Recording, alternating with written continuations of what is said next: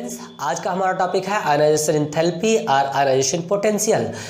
Ionization enthalpy क्या होता है और इसको किस तरीके से हम लोग इसके फैक्टर्स पढ़ सकते हैं। सबसे पहली बात तो ये है कि बीएससी एग्जाम में यहाँ से क्वेश्चन डिस्क्रिप्टिव टाइप का आता है, पूरा लिखने के लिए आता है डिटेल में, तो इसको बहुत ध्यान से देखना है आपको। सपोज हमारे पास एक एटम है और उस एटम के सेंटर में एक न्यूक्लियस है। न्यूक्लियस के सराउंडिंग ऑर्बिटल्स हैं और इन ऑर्बिटल्स में इलेक्ट्रॉन प्रेजेंट है, तरीके से इलेक्ट्रॉन प्रेजेंट है। तो ये जो सेंटर में न्यूक्लियस होता है, इस न्यूक्लियस के पास एक पावर होती है जिसको अट्रैक्शन फोर्स कहा जाता है, अट्रैक्शन फोर्स। और इस अट्रैक्शन फोर्स को जेड इफेक्ट से रिप्रेजेंट करते हैं, जेड इफेक्ट से रिप्रेजेंट करते हैं। बड़े ध्यान से समझिएगा, यहाँ से हम लोग आयनाइजेशन पोटेंशियल को बहुत आसानी से समझ सकते हैं। बेसिक पॉइंट इसका ये रहता है आयनाइजेशन पोटेंशियल का या फिर आयनाइजेशन एंथैल्पी का, ये कहा जाता है कि जब किसी आइसोलेटेड गैसियस एटम की आउटर मोस्ट सेल से एक इलेक्ट्रॉन को निकाला जाता है, तो निकालने के लिए जितनी एनर्जी की आवश्यकता पड़ती है उस एनर्जी को कहा जाता है आयनाइजेशन एंथैल्पी और आयनाइजेशन पोटेंशियल। फिर से सुनिएगा, आयनाइजेशन एंथैल्पी और पोटेंशियल की डेफिनेशन को फिर से सुन लीजिए। जब किसी आइसोलेटेड गैसियस एटम की आउटर मोस्ट सेल से एक इलेक्ट्रॉन निकालने के लिए जितनी एनर्जी की आवश्यकता पड़ती है उस एनर्जी को ही कहा जाता है उस एटम की आयनाइजेशन पोटेंशियल और आयनाइजेशन एंथैल्पी। तो हम लोग इस डायग्राम के थ्रू इसको एक्सप्लेन कर सकते हैं, समझ सकते हैं कि आयनाइजेशन पोटेंशियल एक्चुअल में होगा क्या। बड़े ध्यान से देखिएगा, ये है न्यूक्लियस। इस न्यूक्लियस के चारों ओर क्या है, ऑर्बिटल्स है और ऑर्बिटल्स में इलेक्ट्रॉन प्रेजेंट है।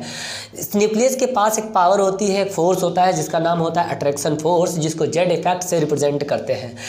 एक्चुअल में ये न्यूक्लियस क्या करता है, इन इलेक्ट्रॉन्स को, सारे इलेक्ट्रॉन्स को अपनी तरफ अट्रैक्ट करता है, इस तरीके से अपनी तरफ अट्रैक्ट करता है। इसको हम लोग कहते हैं attraction force, attraction force of nucleus, attraction force of nucleus. अब होता क्या है, हमें आउटर सेल से एक इलेक्ट्रॉन को बाहर निकालना होता है। बाहर निकालने के लिए न्यूक्लियस द्वारा बंधे इस इलेक्ट्रॉन का जो फोर्स है वो ब्रेक करना पड़ेगा। ब्रेक हम तभी कर सकते हैं जब हम बाहर से एनर्जी डालें। जब हम बाहर से एनर्जी लगाएंगे, क्योंकि इस फोर्स को तोड़ने के लिए हमें एनर्जी ही लगानी पड़ेगी, तो जितनी एनर्जी लगानी पड़ेगी इस फोर्स को तोड़ने के लिए वो एनर्जी ही कहलाएगी एक्चुअल में आयोनाइजेशन एंथैल्पी और आयोनाइजेशन पोटेंशियल। तो यहाँ पर हम अगर इसको डिफाइन करें तो हम लोग लिख सकते हैं it is amount of energy, it is amount of energy required to remove an electron, required to remove an electron from outermost cell of an isolated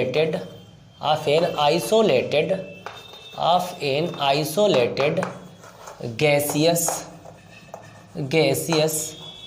atom. किसी आइसोलेटेड गैसियस एटम की outer most shell से एक electron निकालने के लिए जितनी energy की आवश्यकता पड़ती है उस एनर्जी को ही उस एटम का आयनाइजेशन एंथैल्पी और आयनाइजेशन पोटेंशियल कहा जाता है। इसकी यूनिट होती है, यूनिट भी हम लोग देखेंगे, इसकी यूनिट होती है आयनाइजेशन एंथैल्पी की यूनिट होती है इलेक्ट्रॉन वोल्ट पर एटम और किलोजूल पर मोल, ये इसकी यूनिट रहती है। और यहाँ से क्वेश्चन शॉर्ट मल्टीपल चॉइस में पूछा जाता है, MCQs में पूछा जाता है क्वेश्चन बहुत ज़्यादा, इसीलिए इस यूनिट को हमेशा ध्यान रखना। कई बार ये होता है एग्जाम में मल्टीपल चॉइस में आयनाइजेशन एंथैल्पी या फिर आयनाइजेशन पोटेंशियल की यूनिट पूछ लेते हैं, तो आपको यूनिट ध्यान रखनी इलेक्ट्रॉन वोल्ट पर एटम और इलेक्ट्रॉन और किलोजूल पर मोल। दूसरा है कि 1 इलेक्ट्रॉन वोल्ट पर atom will be equal to 96.49 kilojoule पर मोल। ये भी आपको ध्यान रखना है क्योंकि यहाँ से भी क्वेश्चन मल्टीपल चॉइस में आ जाता है। अगर हम बात करें इसके रिप्रेजेंटेशन की कि आयनाइजेशन एंथैल्पी को किससे रिप्रेजेंट करते हैं, तो it is represented by IP R delta IH, इससे रिप्रेजेंट करते हैं। जनरली इन जनरल हम लोग देख लेते हैं कि किस तरीके से जनरली लिख लो यहाँ पर। जनरली मान लो हमारे पास में एक आइसोलेटेड गैसियस एटम है और इससे इलेक्ट्रॉन निकालने के लिए हमें एनर्जी देनी पड़ेगी, तो मैंने यहाँ पर एनर्जी लिख दिया। तो इलेक्ट्रॉन निकलने के बाद में यहाँ पर आता है पॉजिटिव चार्ज और ये इलेक्ट्रॉन होता है। तो ये आइसोलेटेड गैसियस एटम है और यहाँ से जब हम इलेक्ट्रॉन को बाहर निकालेंगे तो मुझे कुछ एनर्जी देनी पड़ेगी और ये एनर्जी ही कहलाती है आयनाइजेशन एंथैल्पी और आयनाइजेशन पोटेंशियल। चलिए इस चीज़ को नोट कर लीजिए, उसके बाद में हम लोग आगे बढ़ते हैं। उसमें इसका एग्जाम्पल देखते हैं। एग्जाम्पल ले लेते हैं, हीलियम का एक एग्जाम्पल ले लेते हैं।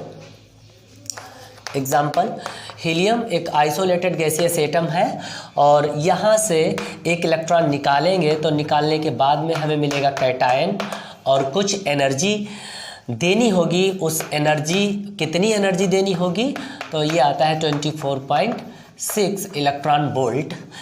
अगर हम इस गैसियस कैटायन से एक इलेक्ट्रॉन रिलीज़ करते हैं, बाहर निकालते हैं, तो कितनी एनर्जी देनी पड़ती है वो देखते हैं। एक इलेक्ट्रॉन इससे और निकाल लो, यहाँ पर इस तरीके से एक इलेक्ट्रॉन निकाल लेंगे। अब जो एनर्जी देनी पड़ेगी वो हमें देनी पड़ेगी यहाँ पर 54.4 इलेक्ट्रॉन वोल्ट। तो इन दोनों रिएक्शंस को देखो। इसमें एक हमारे पास में आइसोलेटेड गैसियस एटम से इलेक्ट्रॉन को निकाल रहे हैं तो मुझे इतनी एनर्जी देनी पड़ रही है इलेक्ट्रॉन निकालने के लिए, जबकि गैसियस कैटायन से एक इलेक्ट्रॉन निकाल रहे हैं तो मुझे इतनी एनर्जी देनी पड़ रही है। इन दोनों चीज़ों से मुझे एक चीज़ नज़र में आ रही है यहाँ पर कि जो हमारे पास में सेकेंड IP की वैल्यू है वो फर्स्ट IP की वैल्यू से सर्वाधिक है। इसका रीज़न क्या है? इसका रीज़न है इफेक्टिव न्यूक्लियर चार्ज। क्योंकि जब हम लोग यहाँ से एक इलेक्ट्रॉन निकाल रहे थे तो हमारे पास में इतना ज़्यादा अट्रैक्शन फोर्स न्यूक्लियस का नहीं था एज़ कम्पेयर टू दिस। क्योंकि यहाँ पर क्या हुआ है, क्योंकि यहाँ पर हमारे पास में इफेक्टिव न्यूक्लियर चार्ज बढ़ चुका है। इफेक्टिव न्यूक्लियर चार्ज बढ़ने का मतलब ये है कि प्रोटॉन्स की नंबर बढ़ चुकी है, इलेक्ट्रॉन्स की नंबर घट चुकी है। और प्रोटॉन्स की नंबर बढ़ने का मतलब यह है कि न्यूक्लियस के पास अट्रैक्शन फोर्स बढ़ चुका है। जैसे जैसे किसी एटम के पास में अट्रैक्शन फोर्स बढ़ता जाता है वैसे वैसे उसका साइज कम होता जाता है और साइज कम होने की वजह से आउटर मोस्ट सेल और न्यूक्लियस के बीच डिस्टेंस कम हो जाती है। न्यूक्लियस आउटर मोस्ट सेल के इलेक्ट्रॉन्स पर स्ट्रांगली वर्क करता है, जिससे हमें स्ट्रॉन्ग फोर्स को तोड़ने के लिए अत्यधिक ऊर्जा देनी पड़ती है और फाइनली वो आयनाइजेशन एंथैल्पी में काउंट की जाती है। तो हम लोग यहाँ पर लिख सकते हैं hence the value of second IP of an element is always greater than its first IP।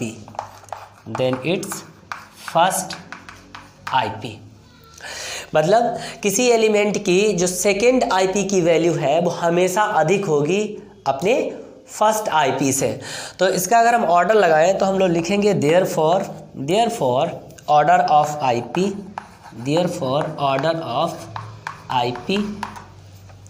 Order क्या रहेगा? इसका ऑर्डर रहेगा IP1 is less than IP2 is less than IP3। सबसे अधिक IP की वैल्यू किस में होगी? I3 में। इस तरीके से इसके लिए सर्वाधिक होगी और इसके लिए सबसे कम होगी। स्मॉलेस्ट या लो वैल्यू ऑफ IP। इस तरीके से आयनाइजेशन एंथैल्पी और आयनाइजेशन पोटेंशियल को हम लोगों ने समझ लिया। फिर से सुन लीजिए, एक बार रिपीट करता हूँ इस चीज़ को।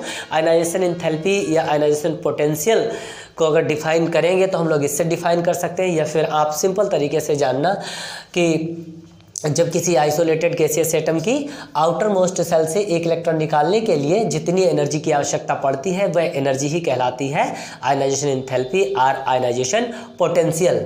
ज़रूरत क्यों पड़ी? क्योंकि न्यूक्लियस जो होता है इन इलेक्ट्रॉन्स को अपनी तरफ अट्रैक्ट कर रहा होता है, जिसके कारण इस अट्रैक्शन फोर्स को तोड़ने के लिए मुझे ऊर्जा देनी पड़ती है, और ये ऊर्जा ही कहलाती है आयनाइजेशन एंथैल्पी और आयनाइजेशन पोटेंशियल।